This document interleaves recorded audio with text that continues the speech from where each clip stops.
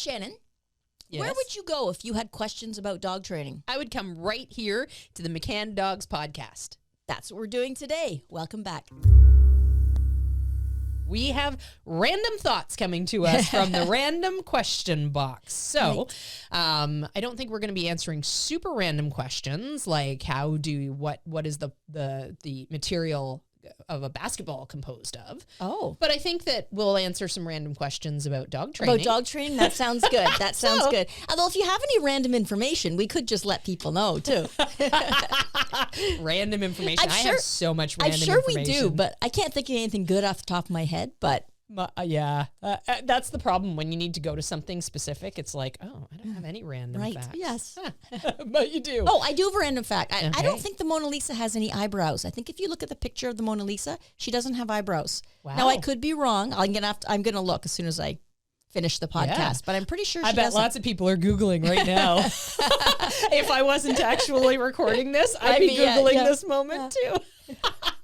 If you know the answer, if you've just Googled and you know the answer, drop it in the comments. Yeah, it'll save me Googling it. There you go. Save me Googling. There you go. Oh my gosh. Okay, so on to our first question. And when we do these episodes where we just answer random questions, we kind of pull a bunch of questions from our YouTube channel that we think will bring about good conversations. So, and notice Shannon has her glasses on, so this is serious. When she puts on her glasses, it's serious time. It's time to see things again. So random questions could be anything. And often we get our producer to pull the questions for us. So we don't even know what we're going to come across. And our goal is just to drive a conversation that talks about dogs and learning. So my first question here, but what if you want your dog to alert you of strangers in the house? How to differentiate between wanted and unwanted barking. So if there's strangers in my house, I want my dog to alert me to them as quickly as possible. Definitely. Ideally, I want my dog to alert me to them before they're in my house. Right, yes. I know. When I watch a scary movie or a crime thriller, I'm always like, why doesn't this person have a dog? Yeah, right. If they had a dog, this would never happen. Exactly. Yeah, absolutely. If they had a little chihuahua, that chihuahua would have been going off for an hour before that person came and cracked the window. Right. No, so seriously though, a lot of us get dogs because we want and appreciate that alert system. Right. Otherwise, lots of people would just get cats. But you want that warning bark. Yeah, absolutely. I like my dogs to bark and alert when there's anything going on that might require my attention. But what I expect is for them to stop when I say stop. Yes. So, generally speaking, if after you've spent enough time with your dog, you know why they're barking, right? If they're just sort of randomly barking from any place in the house and it's like this rhythmic bark where they're going, bark, bark, bark. I could go on for a while here. What breed do you think you were there? That was a Presa Canaria. Well, no. I was thinking it was like a Cocker Spaniel type bark. It was something little. It definitely wasn't a Chihuahua. Chihuahuas are like... Speed barking. But yeah, so if it's like a rhythmic bark, it's generally more of a nuisance bark. Yes. But here's what I do with my own dogs when they alert bark. I first tell them they're a good dog. So Ned... Levon, those are my two dogs in the house right now. If either of them barks because they're alerted to something on the property, right? I have 6 giant front windows that look out onto a couple hundred feet until they get to the road. And there's lots of feral cats. And, one morning there was a buck standing out there. Oh. I was like, oh, what are the dogs barking at? Because they're pretty intense. And I walked up to the window. It was still dark. Right, yeah. I walked up to the window and it was like, oh, that's what they're barking at. Right. Where's my phone? I need a picture of this thing. So I have a very grainy, dark picture of this beautiful buck on my front lawn one morning. But, they'll bark at cats walking across the lawn. They'll bark at the squirrels. They'll bark at the rabbits, But they would also bark at a person that was there, They would also bark at a person, absolutely. And I don't mind those things. So I do not squash barking entirely ever with my dogs. But I do expect that when I say, that'll do, quiet, they stop. Yes. Right. And those are the rules I've established. So if my dog is clearly barking at something that they're alerting at, good for you, good dog, that'll do. That's enough. And I let them know this is not an acceptable thing to continue doing because now you've alerted me. I am the leader and I will take care of whatever this is, right? I have tollers. They're not going to take care of or protect anything anyways, right? It's not their responsibility to do that. I like that they're letting me know that there's something different happening. What yes. about you? Yes. Actually, I'm exact same as you. So I want my dogs to bark. That's one of the reasons I have dogs. But what is your dog barking impression? Now you need to do a Frenchie. A Frenchie? Yeah. Oh, it'd be That's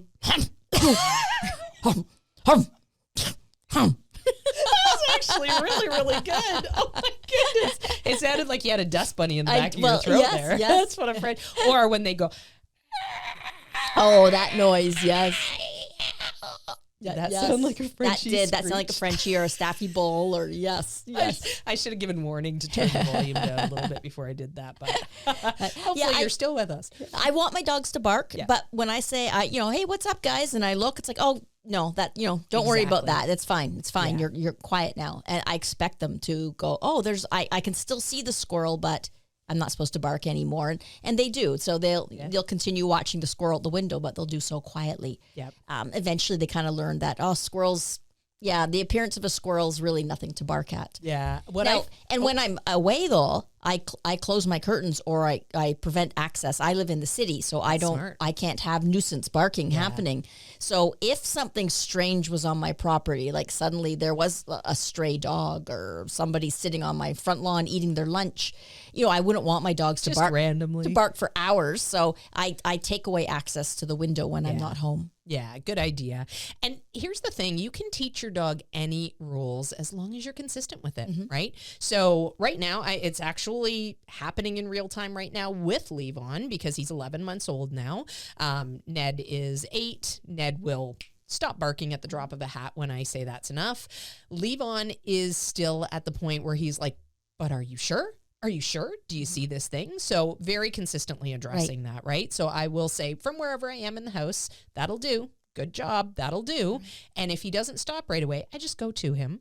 I repeat that. That'll do. And I take a hold of his collar and I stop him. I basically make sure that whatever I'm doing, if I'm sitting on the couch eating bonbons, which, I don't really spend a ton of time. I spend time on the couch eating bonbons. Yeah. Yes. Maybe I'm sitting on the couch eating bonbons and my dog's barking and I know that is going to be reinforcing for my dog because barking is reinforcing. Yes. So I need to put the bonbons down. I need to get up. I need to go and address it. And that's the part where a lot of times people will start going, no, quiet. Hey, you, stop that. You be quiet. And the dog goes, oh, we're all barking together. We're all barking. Yes. So that raises the energy.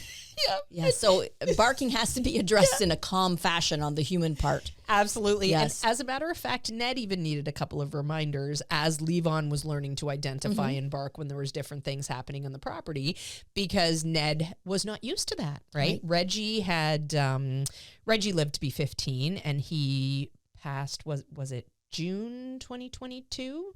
So it had been a little while since Reggie had been in the house. So Ned sort of lived as a solo dog for a bit. But then in addition to that, Reggie had been deaf for about 3 years. Right. So there wasn't any barking out of Reggie. Yeah. So the only alert barking in the house was Ned. Right. So now all of a sudden, Ned alerts and there's this other voice saying, yeah, me too.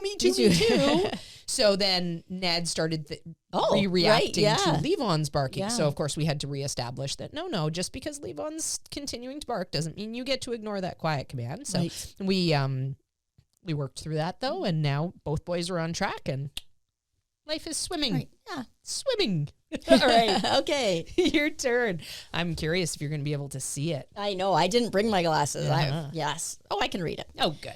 Honestly, the tricky part for me is just dealing with 2 dogs at once for that. They both look to me consistently, but it's really difficult to get things done since one will complain loudly if I go off and do things with the other dog.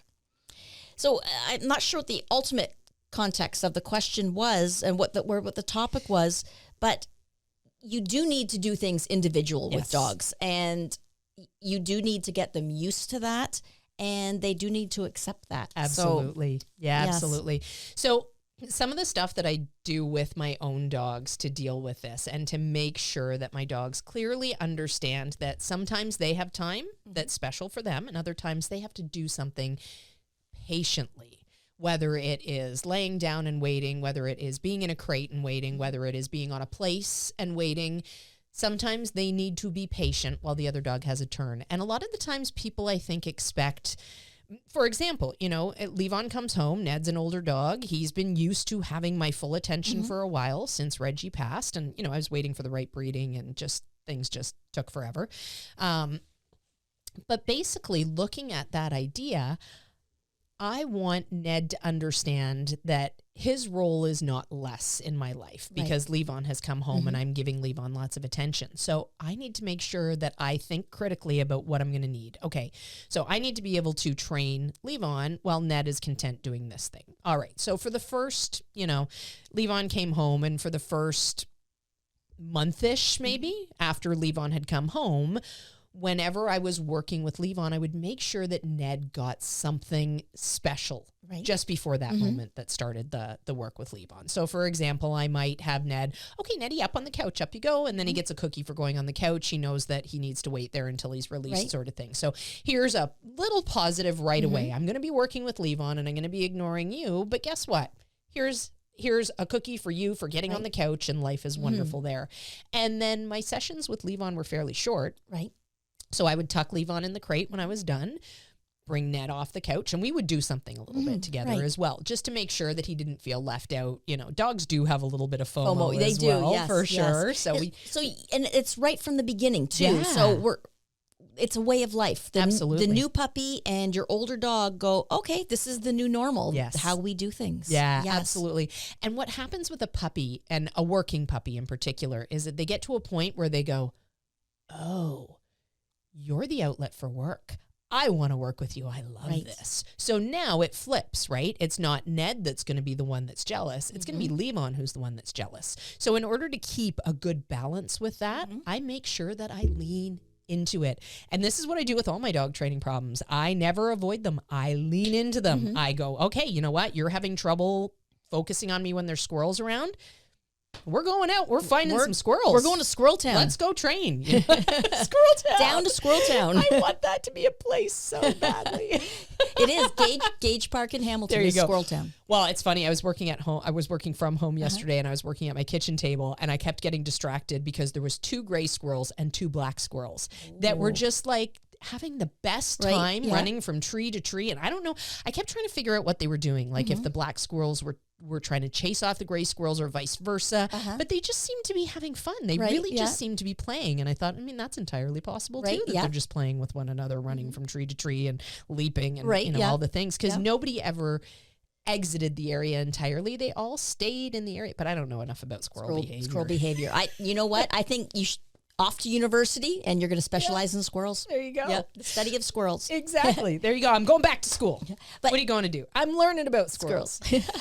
Another thing, too, is it's a good argument for having one dog at a time, too, because you can get your older dog trained to a point where now you can bring in the new puppy, and the older dog understands to just chill. Absolutely. I can't imagine having 2 6-month-olds at the same time trying Definitely not. you wait over there. I'm training this one. And it would be tough. It would be stressful. Oh, for sure. Well, and I spent a lot of time when Levon was a pup and growing up. I spent a lot of time doing that short training session with him, tucking him in the crate, and then bringing Ned out and doing something with Ned.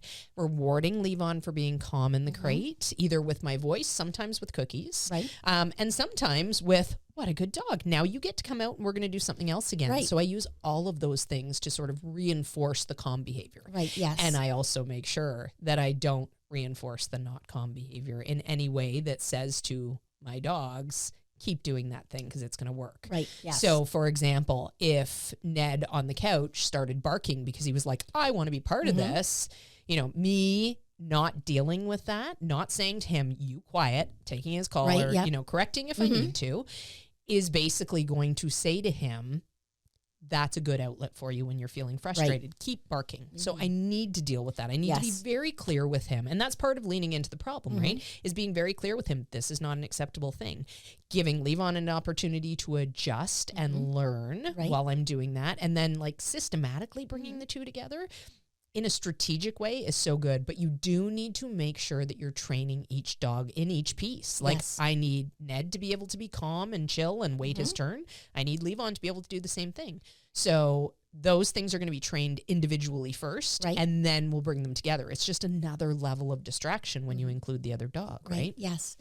Another reason too I have dogs, other than that warning bark, is I love walking. I love walking, and I love walking with my dogs.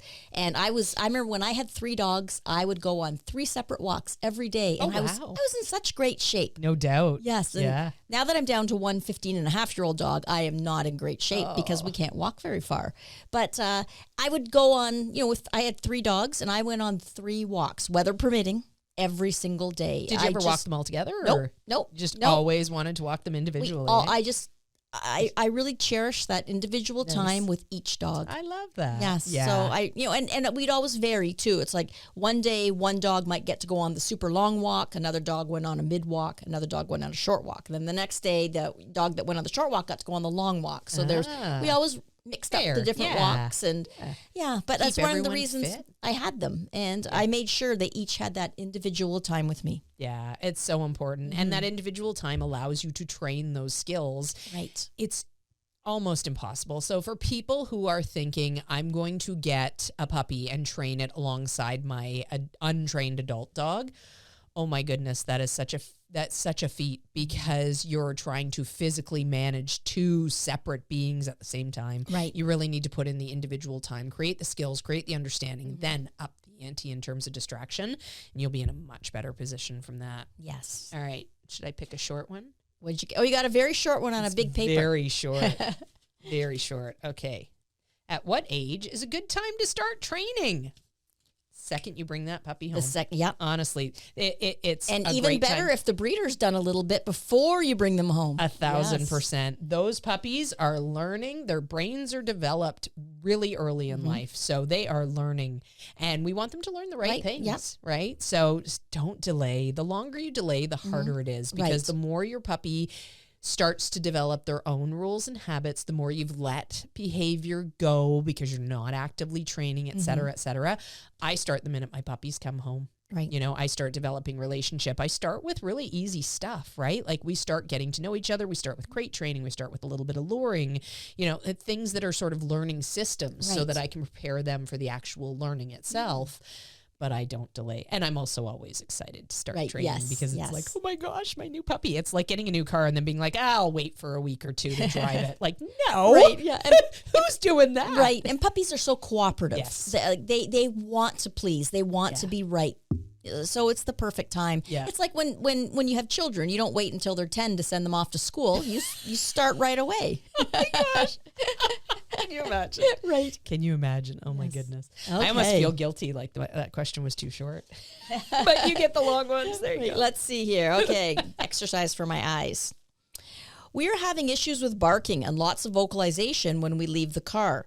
Our dog wasn't a barker until she got older because our backyard neighbor's dog barks all the time and gets so riled the dog has cut holes in the fence. If the dog isn't out, she doesn't bark, but she always does when the other dog starts. Well, you can't let that dog out unattended anymore. So to fix that issue, you have to make the commitment now to go out every single time with your dog, probably having them dragging a long line too, so that you can take control. Quickly. Absolutely.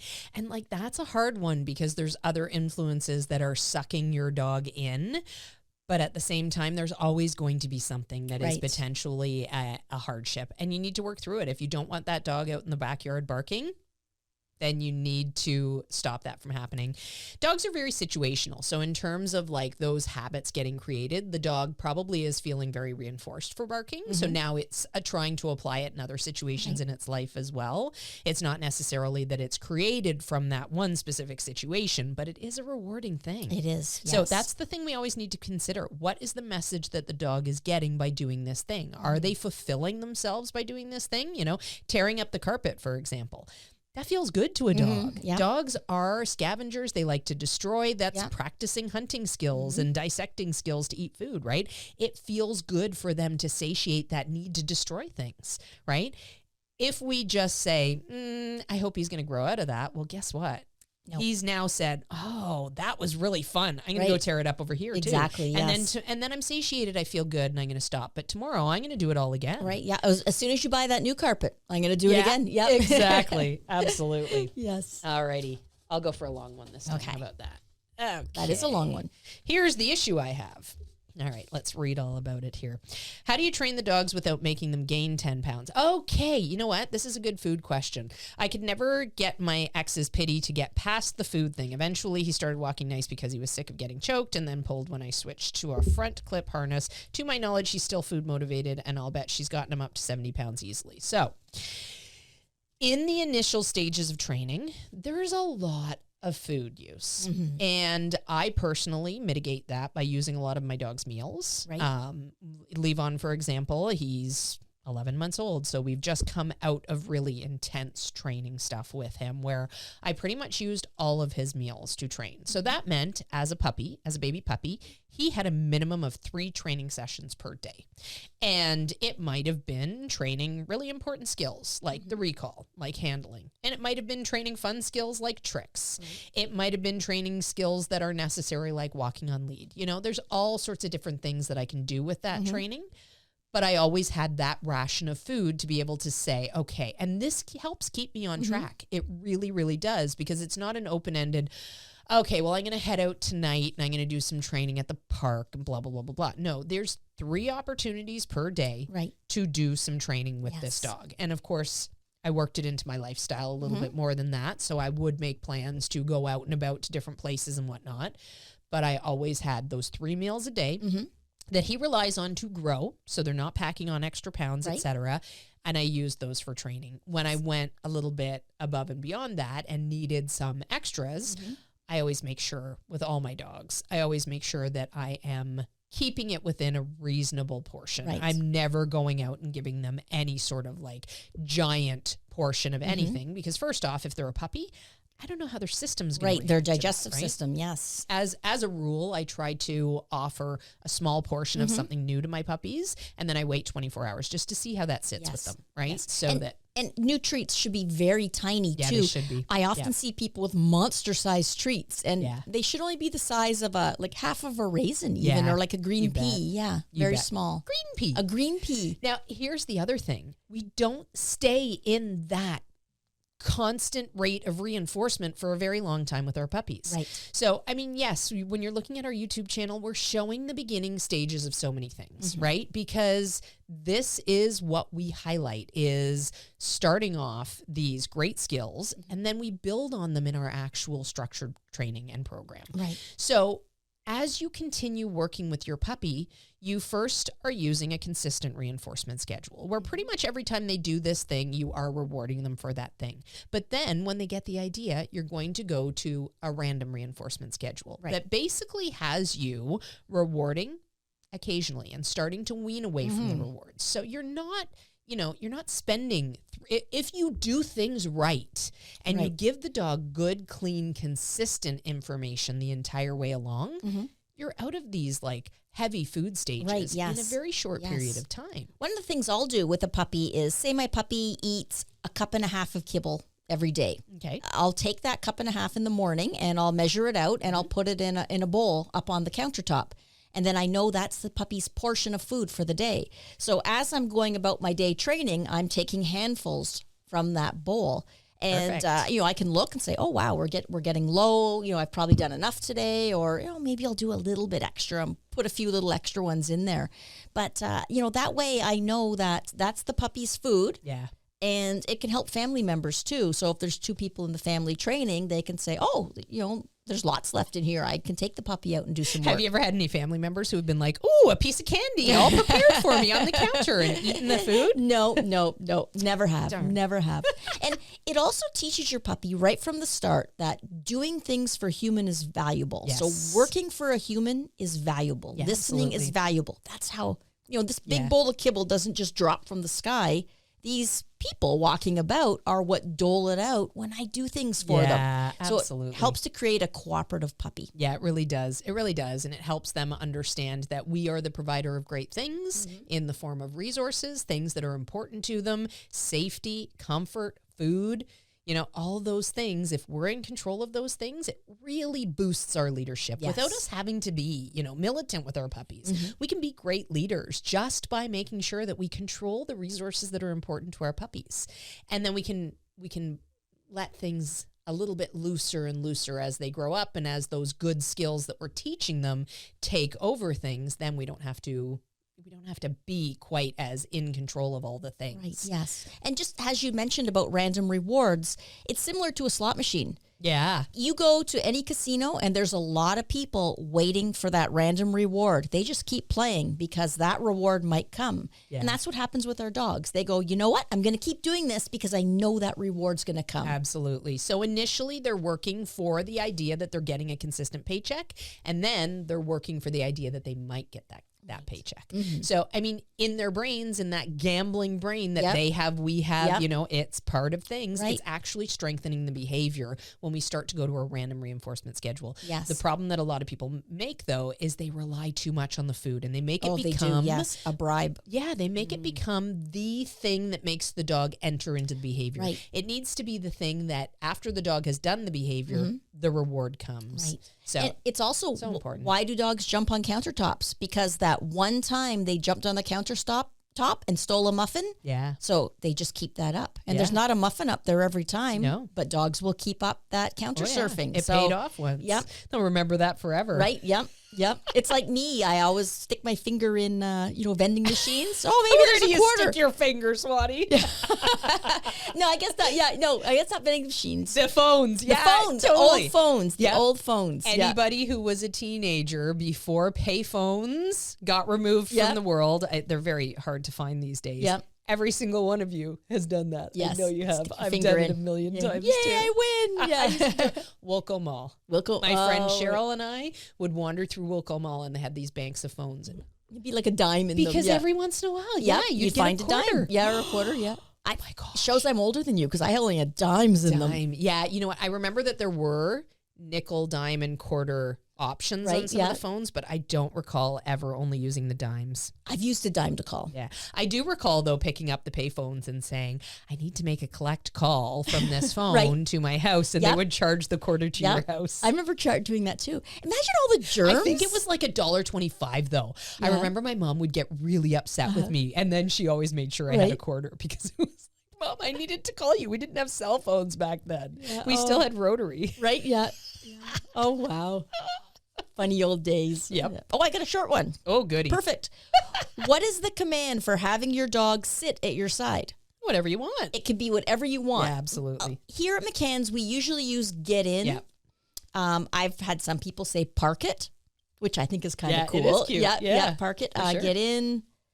Get back. I've used get back with some of my dogs. So it's whatever you want it to be. Absolutely. Yes. Anything different you've ever heard? No. I mean, probably, but I think that I pulled that one because I thought that's a really good chat to have about the fact that dogs don't understand the language to begin with. It's all about the way we associate those words. So that's why dogs can learn how to respond well with commands in German or commands in English or any language really.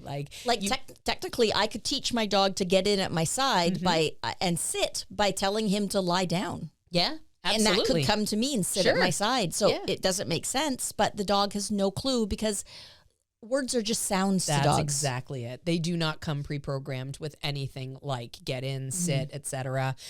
They learn wonderfully. They learn very quickly. They're very intelligent creatures. Right. But we need to give them the opportunity. We need to associate the word with something that is specific to the dog, and then we need to do that on repeat until they go, okay, I get it. Sit means do this. Put your butt on the ground. Right. That also means you need to decide on your criteria at the start. Right. So what does your get in, for example, what does your get in look like to have your dog move to your side and sit at your side? Do you let them be sloppy out there because, it doesn't really matter to you? Or are you planning to go into the ring at some point? You want a sharp, square dog at your side?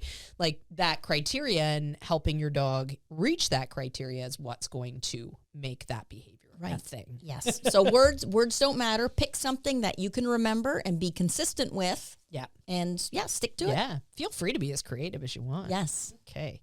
All right. Any suggestions on training a new 6-month-old around the other dogs? I have 3 dogs, 4, 5, and 11. My daughter asked me to take her 6-month-old boxer. It's just too much for their family and just having a baby. Well, first off, congratulations on your grandbaby. I hope that everything went well or is going well if the baby is now in the world.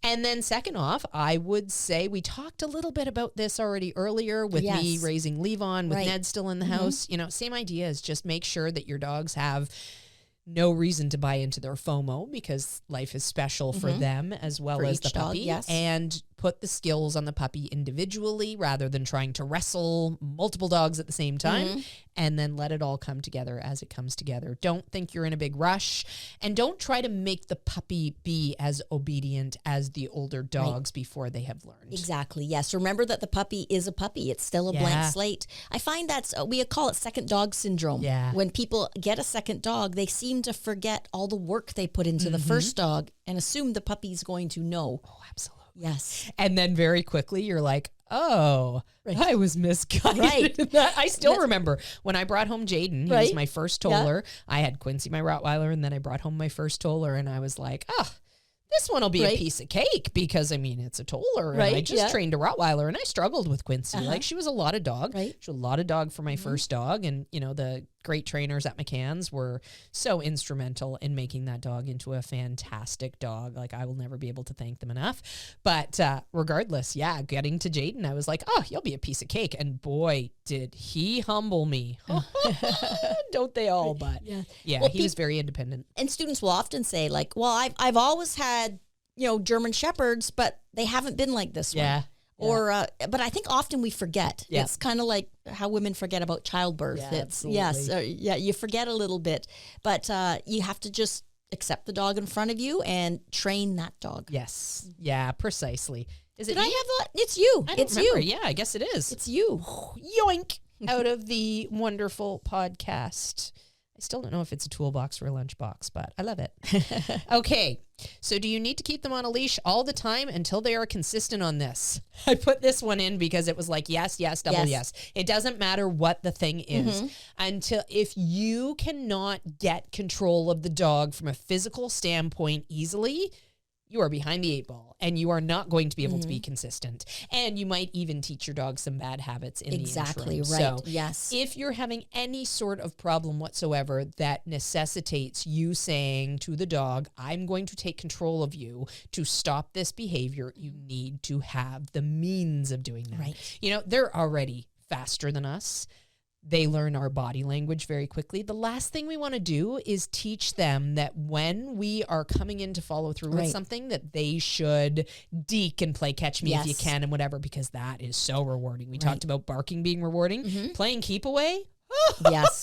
It's the funnest game ever if you're a dog. Yes. Truly. So yeah, absolutely. Leash on for the ability to take control and stop what you don't like every single time until you feel like you don't remember the last time you had to physically take control with that problem. Then what I like to do is I like to wean away rather than pulling it right off, right? Because I don't want to create, so I'm always trying to stay a step ahead of the dog. And if I end up in a situation where, okay, so say for example, my dog likes to nuisance bark. And then I go to get up and say, knock it off and take control with the leash to give my dog a little correction, tell him quiet, give him a little correction with the leash. If my dog says, okay, you know what? I see you coming. I understand that you can get me. But then I take the leash off. It's going to quite clearly define for him when that understanding comes into play. And there's 2 sets of rules now. And that's exactly what happens. They create this second set of rules where, okay, when you've got the leash on me, I know you can take control. I know you're going to follow through. I'm going to mind my P's and Q's. You know, I'm not going to bark because I know the outcome of barking is not a pleasant thing. But if, on the other hand, I know you can't catch me, the outcome from barking is a really pleasant thing because I get to play keep away. Right? Yes. Not a good setup for you at all. So try to be I try as best as I can to be a little bit smarter than my dog and be one step ahead of him so that I know that I can easily take control, do whatever I need to do to help train through and teach him what's acceptable and what's not acceptable. And I don't ever want to define that line with the leash. And sometimes people do silly things, right? The dog does something wrong and the person goes, that's it. I'm getting after you. And they go and they get the leash and they make this big deal out of getting the leash and putting it on the dog and setting up the situation. Dogs are smarter than that. Yes. You know, give them more credit than that. They really deserve it. We need to sort of generalize this. So even if I was like, oh, I set myself up so poorly here. Now my dog's nuisance barking. I don't have a leash on. You know what?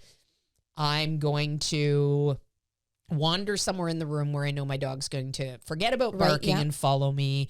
I'm going to clip on the leash at that point. I'm going to let it drag. And I'm going to not do anything with the dog.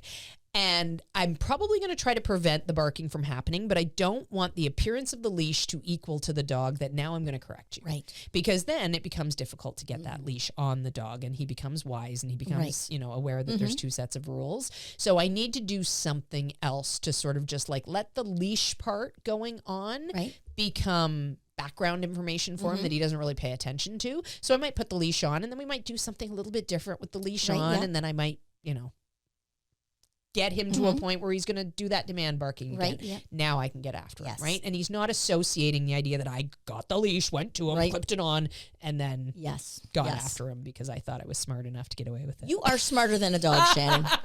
Some dogs, no. I don't know. I question like Border Collie, Poodle, Tollers even. Tollers pretty smart. Maybe I'm smarter than, what can I be smarter than? A bulldog? A bulldog? I think bulldogs. They're all smart. I think dogs are all smart in their own way. I'm just trying to figure out. Dogs are all smart in their own way. I remember smart. I had a Saluki, and a lot of people say the sighthounds are airheads. You know, they're not smart. But it's just motivation. She was smart. They're just not as motivated to do things. They don't see value in doing the things that we want them to do.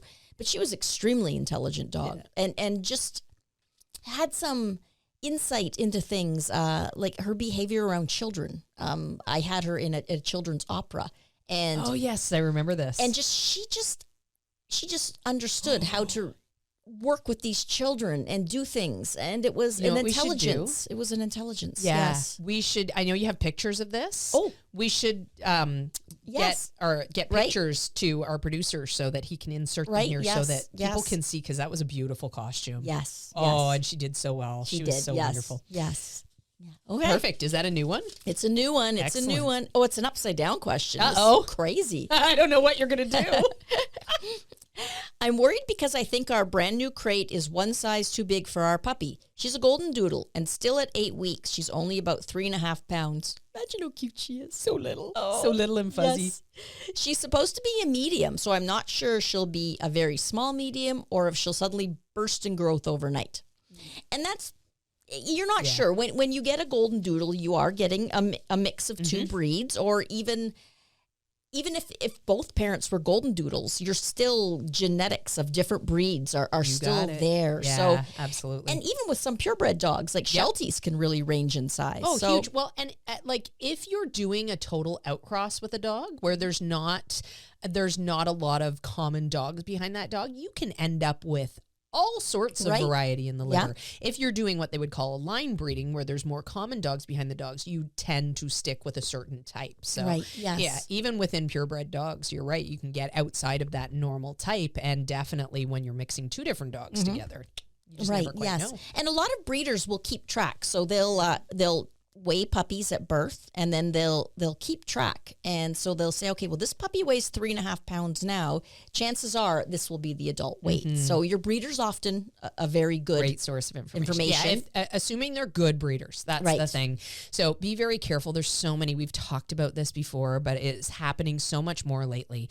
These glossy websites that are actually the fronts of puppy mills. Like, make sure you do enough homework to know that you're not supporting a puppy mill, please. Yes. You know, it doesn't matter how cute those puppies are on that website. A lot of times people think, oh, well, I need to get that puppy out of that situation, but it just opens the door for that dog to be bred again. So please do your homework. You know, make sure that you're going with a reputable breeder or a reputable rescue. You know, there's so much scamming Right, yes. happening in dogs, in the rescue industry, etc. Just because it seems like a good, heartfelt organization doesn't necessarily mean that's the case. These scammers are really good at what they do. They are, yes. And we're so emotional about our animals. Yes, So. yes. And really, when you buy a puppy, they're only a puppy for a short time. Yeah. Think of it as you're buying the adult. Therefore, I want to see the parents. I want to see both parents if I can. You know, definitely you're going to see the mother. You should be able to see the father unless he is a far distance away. But I've even driven to see fathers. So, you know, the breeder has used a stud dog that lives a few hours away, and you know, I'm going to go see that dog. So I've driven to see it. Good. Yeah. Or maybe I've seen them at events. Yeah. But I'd never look at, it's not the puppy I'm buying, it's the adult dog I'm buying. True. That's what I have to spend my life with. Absolutely. Oh, but back to the crate dilemma. Yeah. So often we want a small crate for our puppies. So dogs are denning animals and they want to keep their den clean. So your puppy's going to say, hey, I got this little area that I'm sleeping in right now. I don't want to pee in here because otherwise I'm sitting in my own pee.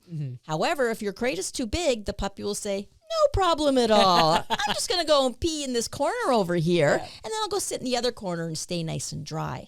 So we want, for crate training, we want a small crate. If you buy a crate that's too big, you do need to make it smaller.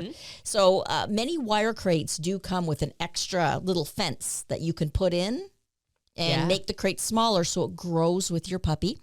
Other ideas would be maybe to, take a cardboard box or something that the puppy really can't chew on, but you can use as a partition. So you might have to get a little bit inventive and figure something else.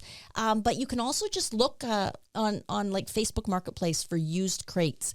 People often buy puppy crates. That's a good point. And their puppies outgrow them in like 2 weeks. Yeah. So there's a plethora of puppy crates for sale for relatively cheap.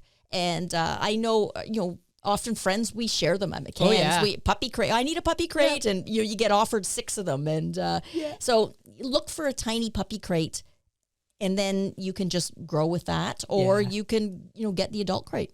Absolutely. It's also handier to move around the house a little bit. Oh, if you don't have a yes. huge crate to be in with, etc. I have too many crates. Honestly, my shop has a stack of them. It truly does. But I think it's important as well that we talk a little bit about how important crate training truly is, because there is a movement out there that is trying to condemn people for using crates. Shannon, puppies don't like crates. Oh my goodness. They don't like crates. Truly, most puppies get used to crates quickly. Yes, I was just being fun. Oh yes, absolutely. Yeah, I was just being fun. I feel myself flabbergasted by the whole situation, because if you know anything about the dog world, you know that there are so many ulterior motives that are running around in this society, in this creation that we have where we love our dogs. And some of those ulterior motives really dance on your heartstrings and use very emotional language to convince you of things like crating is cruel. Right. Which, you know what? If you're putting your dog in a crate for 24 hours a day and not letting them out, not engaging with them and not meeting their needs, that is cruel. You're horrible, yes. and you need to rehome that dog, period. But if you are using your crate as a responsible part of a good training program, there's so many benefits. The biggest being that they help to calm your puppies, right? So we have puppies that probably have like 15 minutes of energy when they're 8 weeks old, and then they crash, right? They go, wow, life is wonderful, and they have all this chaotic energy, and then they just fall over and go to sleep, right? And they need that sleep for growth. Yeah. So when you bring them home and there's all this excitement, it pushes, right? It pushes that 15-minute window, and it makes us think, like, people quite constantly were answering questions about how long a puppy should be out of their crate when they are this age, this age, this age. And truly, it's going to vary a little bit for every puppy, but you need to, this is where feel comes into play. We were talking a bit about feel when it comes to dog training. You need to be able to look at your puppy and go, okay, at this 20-minute mark, this puppy goes completely snaky, starts biting everything, starts tearing around the house. Like, this is a puppy who is overstimulated. And that chaotic energy is not good for them. Right. So a lot of the times people think, oh, well, this short window of time, keeping my puppy out of the crate and engaging with them is too short. So I need to make sure that I'm making it a 2 or 3 hour window. And it's like, oh my goodness, no, you are setting yourself up for so much bad nipping, so much bad behavior, etc. Your puppy's not going to feel well. They're not going to be rested enough. They need all this rest to grow. Yes. My second reason for always using a crate is the confident independence that it helps build. Right? If you have a puppy who always wants to be with you, which is a lovely thing for us, our egos go, oh, my puppy loves me. This is People wonderful. will call them their Velcro puppy. Yeah. But guess what happens when you then need to leave that puppy? If you've never taught them that they are okay to exist solo, you end up with a situation where now it's stressful and anxiety producing for that puppy or that dog to be alone. So we need to create a situation where our dogs are comfortably confident being alone. My third reason for always using a crate should be a toss-up between safe car travel and the vet. Yes. And just safety at home, too. Absolutely. A puppy in their crate while you're cooking dinner is not chewing on an electrical cord. Fact. Yep. Or not in the garbage unless eating you've something. for some reason, put the electrical cord in your dog's Through the dog's crate, yes. I worked at an emergency vet clinic, and it happens. Yeah. People bring in... I remember one very sad one. The puppy had eaten a whole bunch of sand. Oh, my goodness. And I guess they'd been out playing in the yard, and the puppy ate sand, and nobody was paying attention, and the puppy had to be euthanized because the sand was shutting down the puppy's organs. And I remember saying to the vet, because sometimes the family basically had already washed its hands and said, no, the vet had said there's nothing to do, and they didn't want to stay with the puppy while it was euthanized. And so we were sitting with the puppy, and I said to the vet, is there anything we can do to save this puppy? And she said, no, there's nothing. He's already I guess his urine was black, and she goes, there's nothing. And he was like this perfect and he was still happy at the moment. And it broke my heart that family didn't pay attention to that puppy. So the crate keeps your puppy safe. It really does. And oftentimes doing the right thing is not the easy thing. Yes. Like when you bring home a puppy and you put them in the crate and they go, oh, I don't want to be in here, and they cry because they've not been used to being alone ever in their life. And people truly think it's tears and crying, and it's not. That's the noise animals make. Yeah. It's a tactic. Yeah. It's a tactic. Yeah. And nothing more than that. It's not their little hearts breaking. We need to put our emotions aside, right? This is where if our child needed something, we knew it was so good for the child to have this thing and go through this thing, and the child didn't want to do it. Vaccination, for example, going to the doctor, being examined by the doctor when they're sick, right? Most children are going to be terrified of that. Most children are going to scream and cry of that, but we know it's what's best. So we put our emotions aside because we're here to serve the child. We're here to serve the dog and make sure that they are brought up in the best possible way. Right. So we need to not make our emotions the forefront of the important thing here. Right. I can hear my puppy crying in the crate. If it breaks my heart, I'm going to go into the kitchen and I'm going to eat some ice cream and feel better about that. Yes. But I'm going to leave the puppy in the crate while I'm doing it. you know, I might call my partner and be like, oh my gosh, I feel so bad for this puppy. It is hard. It is hard to listen. It is so hard. Yeah, we know our puppies. Our puppies whine too. Like, I've had some dogs that have, been insane in their crates with the noise, but I got them past it. Absolutely. But not by giving in to them, by being firm. And truly consider that giving in to them just makes them think that tactic works, and then they hit it harder the next time, which is not only more stressful for you in the long term, it is far more stressful for the dog. Yes. So if you can see past feeling better in that moment to alleviate that frustration the puppy is feeling, it is going to serve you and the puppy so much better down the road in terms of that stress factor. And it's going to be one of the first little experiences with stress that your puppy learns, oh, you know what? That really wasn't the end of the world. Right. I'm still here. Life goes on. Yep. And it's also going to be the same experience for you. You'll get to go, okay, phew, that worked out. And if you're one of those lucky people who bring home a puppy and they don't make any noise in the crate right from day one, know that I want to be that person. Yeah, I want to be that person. That's the rarity. Yes. I don't think I've had one of those at all yet. I can't recall ever being like, wow, this puppy's quiet. I've brought home older puppies that have been far better in their crates. Okay. Yes. But yes, I've never had the one that's been quiet. No, me neither. But Jaden was atrocious. Right, oh my gosh. The more consistent you are, about leaving them in the crate, it's going to be over with faster. Yeah. You know, we hear from people whose puppies are 6 months and they're still carrying on in the crate, but they've been inconsistent. It's like sometimes they go to them or their husband goes to them or their kid lets them out. And the puppy's like, hey, I just keep playing the noise card and, you know. And then it truly does get more and more stressful. If you finally get to the point where you're like, okay, I need to continue down this road, I need to work through this, it is so much more stressful for the dog because that tactic has worked in the past. Why isn't it working now? And they lean into it harder and lean into it harder before they get to the point where they kind of go, okay, I guess I'm done with this. So every dog's going to have different duration in that. Do you really want to put them through that where they're thinking this is a tactic that should be working and now it's even more stressful? Right. For them? Yes. Okay, this one. A little bit of tongue in cheek. I'm gonna joke around about this one, but my dog stole my toast off the counter. How do I correct it? Put more bread in the toaster. Truly. Once it is stolen, it's a done deal. Even if... Well, I would try to grab it out of his mouth because I don't want my dog eating all that, especially if there's butter on it or that. I don't want all that fat inside my dog. Yes. But as we were talking about before, the rewards happened. Right. It's happened. That dog is going to be like, oh, going again, going again, because it paid off so well. Right. It's the slot machine. And to even bring that one step further, if I am a scavenger by nature, which dogs are, they're opportunistic scavengers. Yep.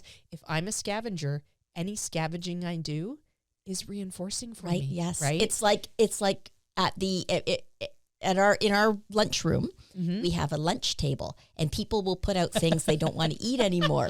And there's often, especially after Christmas and that, there's some really delicious treats. And I call it the black hole. Right. We go out there and we scavenge from it. It's like, oh, I'll eat this chocolate and this cookie. Yeah. Yes. Swanee comes into our office area and she's like, oh, there's stuff on the table. And instantly there's this like, oh, what's on the table? I know. Right? We like all run out. Good about what's on the table, right? Yep. Maybe I'm writing my own training manual right here. Yes.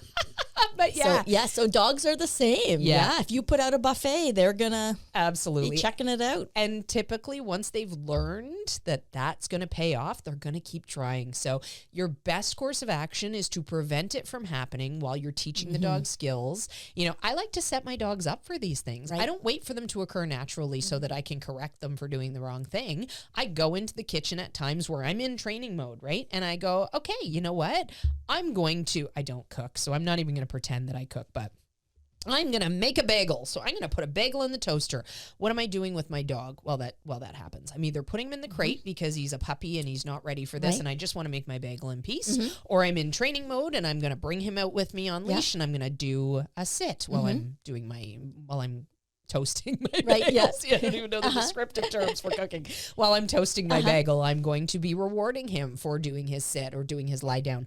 I'm going to teach him what I want him to do in the kitchen, rather than just letting life teach him what he might want to do in the kitchen and then trying to come back from that. That's not good training plan. And it's also short-sighted because chances are that's going to take you a lot longer to work through. Once they know there's good stuff up there, then just teaching them that there's good stuff for you if you hold this sit or if you lie down at the entryway of the kitchen.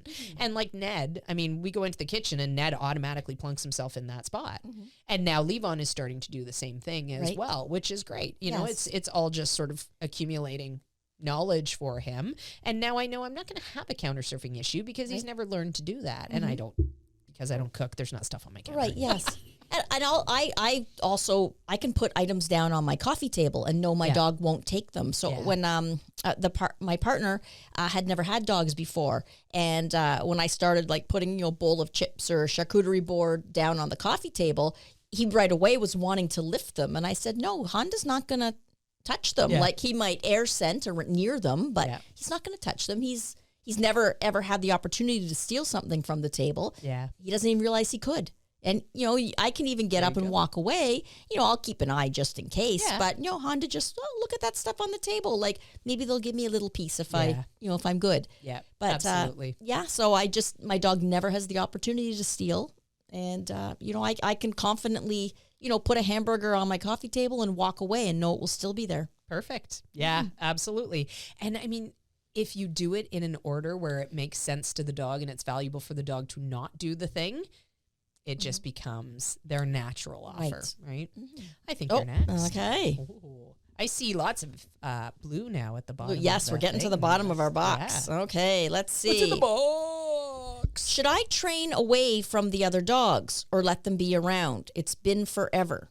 Should I train away from the other dogs or let them be around? What? It's been forever. That was actually, I think that I just cut that one. That was the one that it was included with the young woman who had just had boxer. a baby and the boxer. Yes, So yes. yeah, train individually first. Individually, Always train yes, individually yes. first. I want much another easier. question since my question that question already been done. I agree. I'm not doing another question until you've done a better one. Okay, let's see here.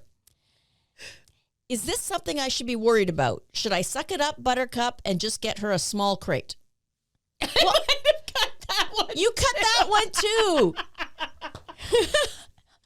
You know why? Okay. You know why? Because when I was cutting those in the office, I was having a conversation at the same time, and clearly I am incapable of doing multiple things at the same time. I invite you to take Let's see if this one, because I've cut off one. I don't remember what the suck it up Buttercup part was part of. What about leaving them outside in the yard whilst you go shopping, for example? Oh, yeah. I thought this was an interesting ask. So I would definitely not do that with a puppy. No. Not in a million years. If my dog is reliable in the yard and I know that they're secure in there and they're safe and there's no reason that I would have concern for them doing anything other than hanging out in the yard, I don't have any problem with that. Right, yes. But if I have a dog who digs, who barks, dogs bark, but if I have a dog who likes to go out in the yard to dig, likes to go out in the yard to bark, likes to, cause mischief, maybe try to jump through the fence or something like that, that dog obviously is not going to be safe in the yard.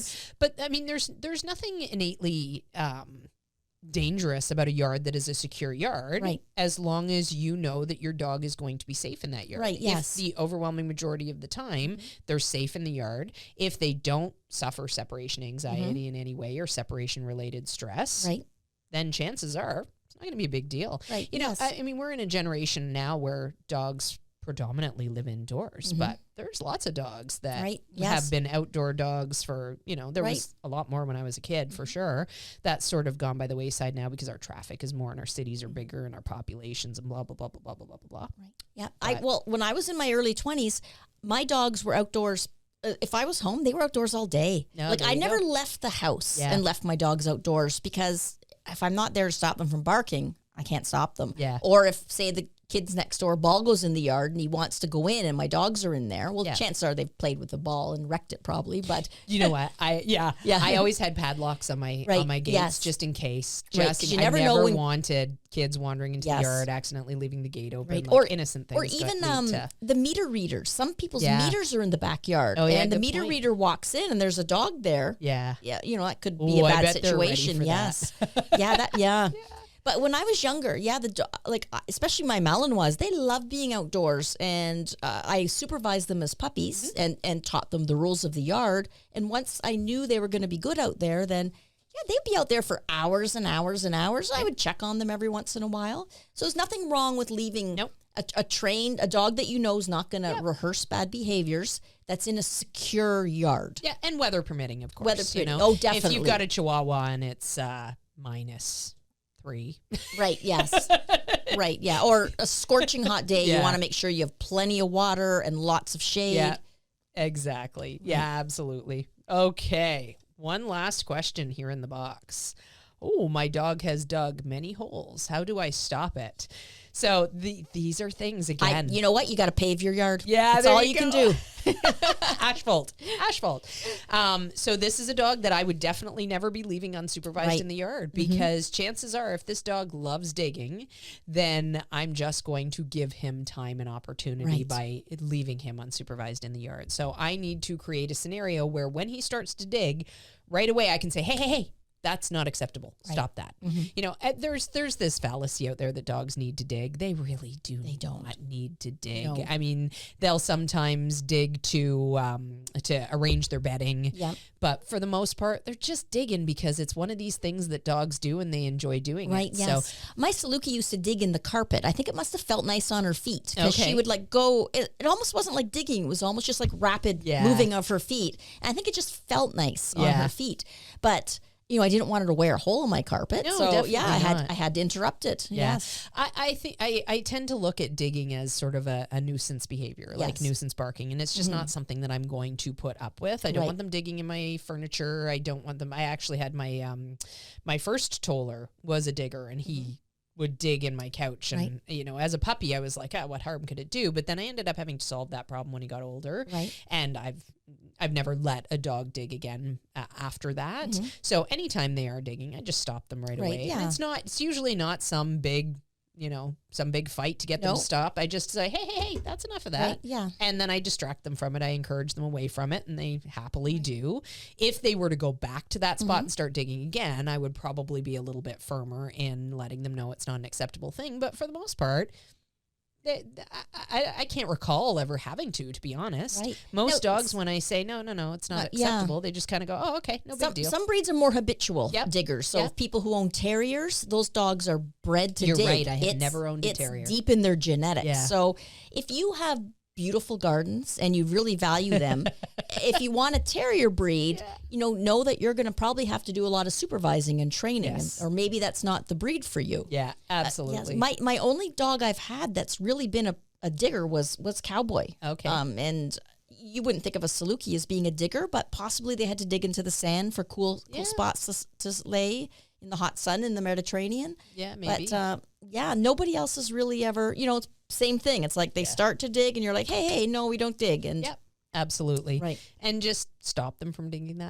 the hole, move on from it, and consider that not every dog is going to be trustworthy and supervised in the yard. So my one Malinois loved to play tug of war so much, and she would run out in the yard and she would grab like a tuft of grass in her mouth, and she would tug on the tuft of grass until the dirt, like the divot, flew up in the air. Oh my. And then she'd go and grab another one. And so it was she realized she could play tug of war with the grass. So I had like your very own aerator. Right. Yeah. I had to step in quickly on that one. Yeah. It was like, oh my goodness. But yeah, every once in a while it would crop back up. She'd see, I guess, the very most tempting tuft of grass, and she'd grab it and tug, and poof, you'd see all this dirt from flying up, and it's like, boy, Saber. Oh my goodness. So yeah, dogs will surprise you. They will surprise you with what they do. Yeah, absolutely.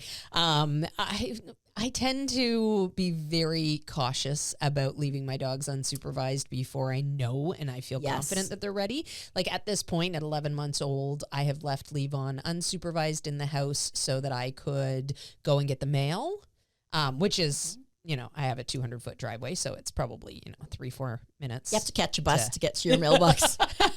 It seems like such a silly thing to say. Well, I go and get the mail. Most people's mailboxes are just outside their front door. Reach out the door. Like, oh, maybe I should clarify this.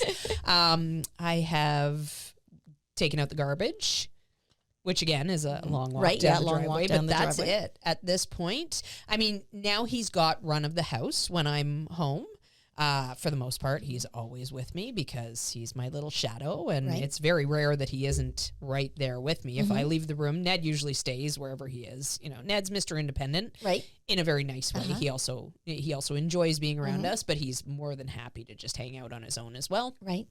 So Ned will stay wherever he is, but as soon as I move, Levon's right on me and he's following me. So I mean, there really aren't a lot of times when he's out and about somewhere in the house and I suddenly go, hey, where's Levon? Right. Like that's just not in his nature, so it's fine. But if it was, and he still wasn't necessarily trustworthy all over the house, I would still be using baby gates and things like that just to make sure that he wasn't in those moments of lapsed judgment, right? Where you're kind of like, oh, I'm focusing on this TV show, or I'm looking at my phone for a minute, and then you look up and you go, oh, what happened to the dog? And you kind of take an inventory, right? I don't want that to happen without me being aware of it. So I'm going to use baby gates and whatnot to keep that area secure until I feel confident that the dog's going to make good choices. So it's not that baby gate is training the dog in any way, shape, or form. It's just making sure that I can be human, and have those moments where I'm not necessarily paying 100% attention when I should be, and my dog's not going to get into any sort of trouble or mischief while that's happening. Yes. So. Atari, our Sheltie, she used to run in the bathroom and grab the toilet paper and run with it. And of course, the first time they do it, it's like, oh, that is the cutest thing. I got to get my phone. I got to put it on Facebook. Yes. Oh my goodness. But after she did it a couple of times, and then Facebook memories comes Right, up yeah, a year yeah. later, and you're like, she's still doing that, and it's not cute anymore. I had, the first time she did it, we all laughed. And so, of course, she thought it was fine. She's like, oh, the humans are laughing. I guess it's fine. And then the second time she did it was kind of cute, too. But then the third time, it's like, oh, now I got to clean up all this toilet paper. This isn't fun. Like, and I needed to go to the bathroom. Now what? Or when COVID was around and toilet paper's at a premium. So I eventually had to put a stop to it. But all the people on the corner with their coats were like, hey, you want to buy some toilet paper? Instead of watches. Want some toilet paper? Want some toothpaste? What do you need? What do you need? So keep in mind that sometimes puppies do cute things, but think of it. Is it going to be cute when the puppy is an adult doing this too? So try not to let your puppy repeat behaviors over and over that you don't want them doing as an adult. Even if it's really, really funny. Right. Yes. It's probably not going to be funny for long. All righty. Well, that was lots of fun. On that note, I'm Instructor Shannon. Instructor Sweaty. Happy training. The McCann Dogs podcast is brought to you by McCann Professional Dog Trainers. We help dog owners to have a well-behaved, four-legged family member. Please give us a call at 905-659-1888 or visit us at mccanndogs.com.